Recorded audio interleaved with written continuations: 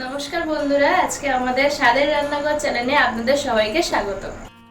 সেটা হলো বরবটি ভর্তা। প্রথমে আমরা বরবটিটি ভাপাতে দেব। সামান্য পরিমাণে জল দেব যাতে এই জলটি পুরোপুরি শুকিয়ে যায়। আর এতে সামান্য পরিমাণে সিদ্ধটা সুবিধা হওয়ার জন্য একটু লবণ একটু জ্বালিয়ে তাতে কড়াই বসিয়ে তেল গরম করে নিচ্ছি। এখানে আমরা শুকনো লঙ্কা কটা ভেজে নেব ভালো করে। আমাদের লঙ্কাটা ভাজা হয়ে গেছে, এবার আমরা এটা তুলে নেব। তারপরে কড়াইতে দিয়ে দেব 4-5 কোয়া সামান্য রসুন। এদিকে ভালো করে ভেজে নিয়ে তারপরে তুলে নেব। ভাজা হয়ে গেছে, এরকম অবস্থায় আমরা তুলে নেব। তারপরে আমরা ওই কড়াইয়ের মধ্যে দিয়ে দেব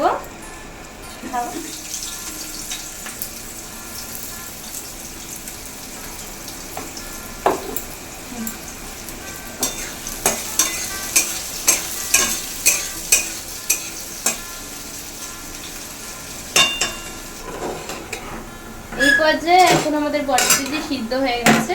এটি আমরা একটু গ্যাস ওভেনটা নিভিয়ে দিয়ে আমরা বরবটি ঠান্ডা করতে দেবো। আমাদের পেঁয়াজটি ভাজা হয়ে এসছে, এখন এই পর্যায়ে আমি একটু কালো জিরে এখানে দিয়ে দেবো। আমাদের একে একে সমস্ত রকম তৈরি করা হয়ে গেছে, বরবটিটি সিদ্ধ হয়ে গেছে আর সবকিছু ভেজে নেওয়া হয়ে গেছে। এবার দেখতে থাকো পরে আমরা কি করি। এখন আমাদের বরবটি ঠান্ডা হয়ে গেছে, এবার একে একে আমরা মিক্সার গ্রাইন্ডারের মধ্যে দিয়ে পেস্ট করে নেব। আমরা ভেজে রাখা রসুনগুলো এর মধ্যে দিয়ে দেবো ভেজে রাখা শুকনো লঙ্কা, কিছু লবণ দিয়েছিলাম আর কিছু পরিমাণ লবণ দিয়ে দিলাম।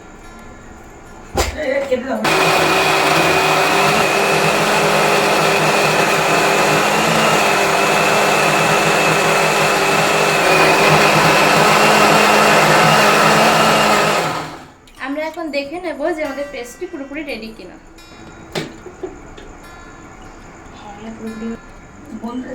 এখন আমাদের পেস্টটি পুরোপুরি তৈরি হয়ে গেছে, আমরা একটি পাত্রে এটাকে ঢেলে নেব।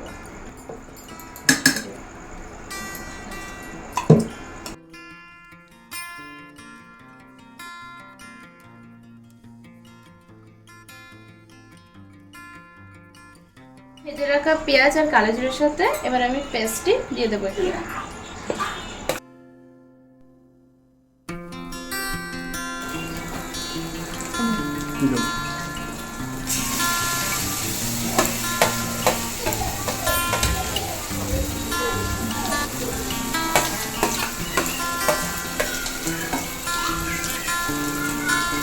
দিয়ে দেবো সামান্য হলুদ আর সামান্য চিনি, আপনাদের পরিমাণ মতো আপনারা অ্যাড করবেন।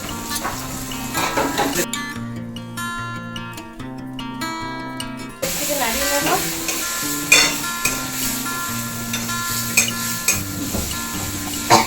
যতক্ষণ আমরা জলটা না শুকাবো ততক্ষণ এটাকে কষিয়ে নিতে হবে ভালো করে।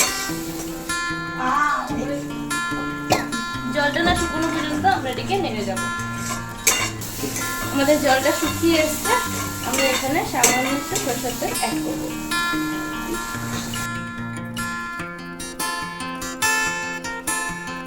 আমাদের ভর্তাটি রেডি হয়ে গেছে, এবার আমরা এটা নামিয়ে নেব।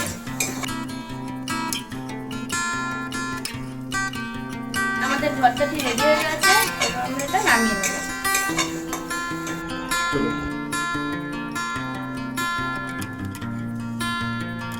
দেখতেই পাচ্ছেন আমাদের ভর্তাটি কি সুন্দরভাবে রেডি হয়ে গেছে।